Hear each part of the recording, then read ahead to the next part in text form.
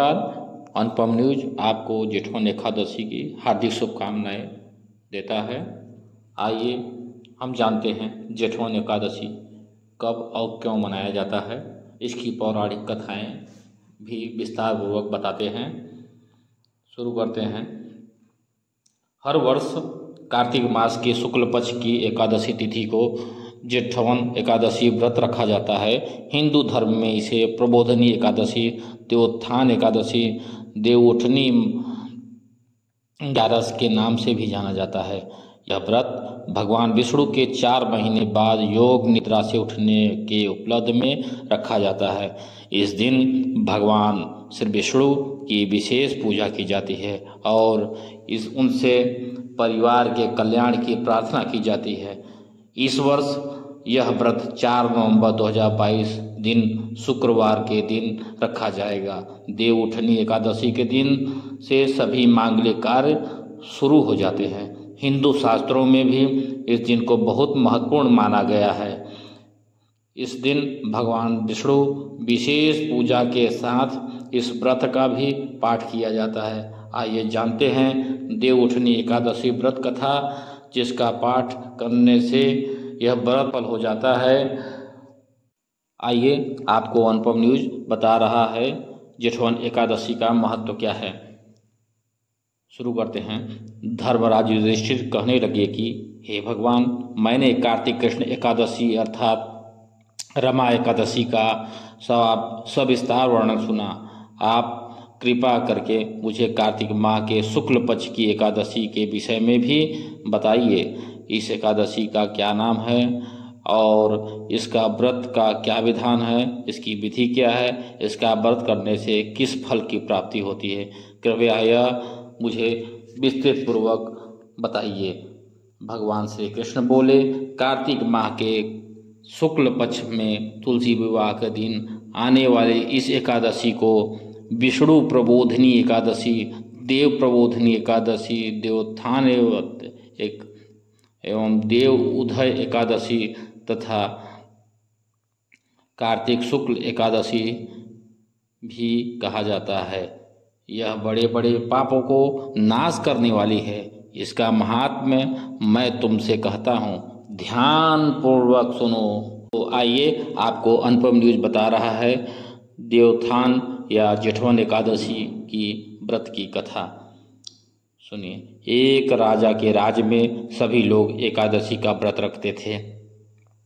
प्रजा तथा नौकर चाकरों से लेकर पशुओं तक को एकादशी के दिन अन्न नहीं दिया जाता था। एक दिन किसी दूसरे राज्य का एक व्यक्ति राजा के पास आकर बोला, महाराज कृपा करके मुझे नौकरी में रख लें। तब राजा ने उसके सामने एक शर्त रखी कि ठीक है, रख लेते हैं, किंतु रोज़ तो तुम्हें खाने को सब कुछ मिलेगा, पर एकादशी को अन्न नहीं मिलेगा। उस व्यक्ति ने उस समय हाँ कर ली, परंतु एकादशी के दिन जब उसे फलाहार का सामान दिया गया तो वह राजा के सामने जाकर गिड़गिड़ाने लगा, महाराज इससे मेरा पेट नहीं भरेगा, मैं भूखा ही मर जाऊंगा, मुझे अन्न दे दो। राजा ने उस शर्त की बात याद दिलाई, पर वह अन्न छोड़ने को तैयार नहीं हुआ। जब राजा ने उसे आटा, दाल, चावल आदि दिए तो वह नित्य की तरह नदी पर पहुंचा और स्नान कर भोजन पकाने लगा। जब भोजन बन गया तो वह भगवान को बुलाने लगा, आओ आओ भगवान, भोजन तैयार है। उसके बुलाने पर पीताम्बर धारण किए भगवान चतुर्भुज के रूप में आ पहुँचे तथा प्रेम से उसके साथ भोजन करने लगे। भोजन आदि करने के पश्चात भगवान अंतर्ध्यान हो गए। वह अपने काम पर चला गया। 15 दिन बाद अगली एकादशी को जब वह राजा से कहने लगा कि महाराज मुझे दुगना सामान दीजिए, उस दिन तो मैं भूखा ही रह गया। राजा ने कारण पूछा तो उसने बताया कि हमारे साथ भगवान भी खाते हैं, इसलिए हम दोनों के लिए यह सामान पूरा नहीं होता। यह सुनकर राजा को बड़ा आश्चर्य हुआ। वह बोला, मैं नहीं मान सकता, भगवान तुम्हारे साथ खाते हैं। मैं तो इतना व्रत रखता हूँ, पूजा करता हूँ, पर भगवान ने मुझे कभी दर्शन नहीं दिए। राजा की बात सुनकर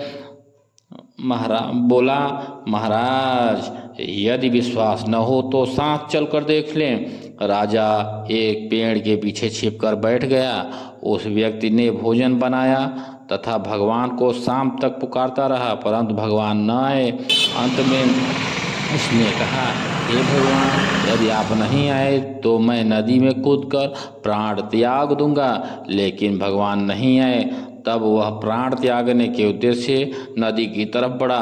प्राण त्यागने का उसका दृढ़ इरादा जान शीघ्र ही भगवान प्रकट होकर उसे रोक लिए और साथ बैठकर भोजन करने लगे। खा पी कर वे इस अपने विमान में बैठाकर धाम ले गए। यह देख राजा ने सोचा, व्रत उपवास से तो सब कोई फायदा नहीं होता जब तक मन शुद्ध न हो। इससे राजा को ज्ञान मिला। वह अपने मन व्रत उपवास करने लगा और अंत में स्वर्ग को प्राप्त हुआ। जेठवन एकादशी की एक और कथा अनुपम न्यूज आपके सामने प्रस्तुत कर रहा है। प्रस्तुत है उक्त कथा। एक राजा था, उसके राज्य में प्रजा सुखी थी। एकादशी को कोई भी अन्न नहीं बेचता था, सभी फलाहार करते थे। एक बार भगवान ने राजा की परीक्षा लेना चाहिए। भगवान ने एक सुंदरी का रूप धारण किया तथा सड़क पर बैठ गए। तभी राजा ने उधर से निकले और सुंदरी को देख चकित रह गया। उसने पूछा, हे सुंदरी, तुम कौन हो और इस तरह यहाँ क्यों बैठी हो? तब सुंदरी ने कहा कि मैं निराश्रिता हूँ, नगर में मेरा कोई जाना पहचाना नहीं है, किसे सहायता मांगूं? राजा उसके रूप पर मोहित हो गया था। राजा बोला, तुम मेरे महल में चलकर मेरी रानी बनकर रहो। सुंदरी बोली, मैं तुम्हारी बात मानूंगी, पर तुम्हें राज्य का अधिकार मुझे सौंपना होगा। राज्य पर मेरा संपूर्ण अधिकार होगा। मैं जो भी बनाऊंगी उसे तुम्हें खाना पड़ेगा। राजा उसके रूप देखकर मोहित था, अतः उसकी सभी शर्तें स्वीकार कर ली। अगले दिन एकादशी थी। रानी ने हुक्म दिया कि बाजारों में अन्य दिनों की तरह अन्न बेचा जाए। उसने घर में अपने मांस, मछली आदि पकवाए तथा परोस कर राजा को खाने के लिए कहा। यह देखकर राजा बोला, रानी, आज एकादशी है, मैं केवल फलाहार ही करूँगा। तब रानी ने शर्त याद दिलाई और बोली, या तो खाना खाओ, नहीं तो मैं बड़े राजकुमार का सिर काट दूंगी। राजा ने अपनी स्थिति बड़ी रानी से कही तो बड़ी रानी बोली, महाराज, धर्म न छोड़ो, बड़े राजकुमार का सिर दे दें, पुत्र तो फिर मिल जाएंगे, पर धर्म नहीं मिलेगा। इस दौरान बड़ा राजकुमार खेल कर आ गया। माँ की आंखों में आंसू देखकर वह रोने का कारण पूछने लगा, तो माँ ने उसे सारी वस्तु स्थिति बता दी। तब वह बोला, मैं सिर देने के लिए तैयार हूँ, पिताजी के धर्म की रक्षा होगी, जरूर होगी। राजा दुखी मन से राजकुमार का सिर देने को तैयार हुआ तो रानी के रूप से भगवान विष्णु प्रकट होकर असली बात सुनाई। हे राजन, तुम इस कठिन परीक्षा में पास हुए। भगवान ने इस प्रसन्न मन से राजा से वर मांगने को कहा। राजा ने बोला, आपका दिया सब कुछ है, हमारा उद्धार करें। हे भगवान विष्णु, हमारा उद्धार करें।